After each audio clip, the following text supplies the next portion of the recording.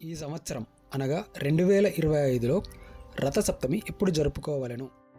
ప్రపంచంలో దేవుడు లేడు అనేవారు ఉన్నారు, కానీ వెలుగు వేడి లేవని, వాటికి కారణం ఆయన సూర్యుడు లేడని ఎవరూ అనలేరు. అందుకే సూర్యుడిని ప్రత్యక్ష నారాయణుడు అంటారు.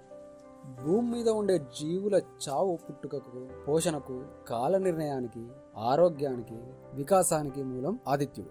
సూర్యుడు లేకపోతే ఈ జగత్తు లేదు. ప్రత్యక్ష నారాయణుడు అయిన సూర్యుడిని భక్తితో కృతజ్ఞతాపూర్వకంగా పూజించేవారు ఎందరో ఉన్నారు. ముఖ్యంగా సూర్యుడు దక్షిణాయనం నుండి ఉత్తరాయణంలోకి అడుగుపెట్టిన తర్వాత ముఖ్యంగా సూర్య సంబంధమైన 2 పర్వదినాలను జరుపుకుంటారు. అందులో మొదటిది సూర్యుడు ఈ ఉత్తరాయణం నుండి దక్షిణాయానికి మారడానికి సూచనగా మకర సంక్రాంతిని, రెండోది సూర్యుడి జన్మతిథిగా చెప్పే రథసప్తమి. అలాంటి రథసప్తమి ఈ సంవత్సరం 2025 ఫిబ్రవరి 4న వచ్చింది. అయినప్పటికీ సప్తమి తిథి సూర్యోదయంలో సరిగా లేని కారణంగా రథసప్తమిని ఫిబ్రవరి 4న లేదా ఫిబ్రవరి 5న జరుపుకోవడం అనేది గందరగోళం నెలకొని ఉంది. నిజానికి ఫిబ్రవరి 4 మంగళవారం ఉదయం 7:55 వరకు షష్ఠి తిథి ఉంది. ఆ తర్వాత సప్తమి తిథి మొదలైంది. ఈ సప్తమి తిథి ఫిబ్రవరి 4 రాత్రి అనగా తెల్లవారితే ఫిబ్రవరి 5 బుధవారం 5:29 వరకు ఉన్నది. అంటే ఈ రోజున సూర్యోదయ కాలమైన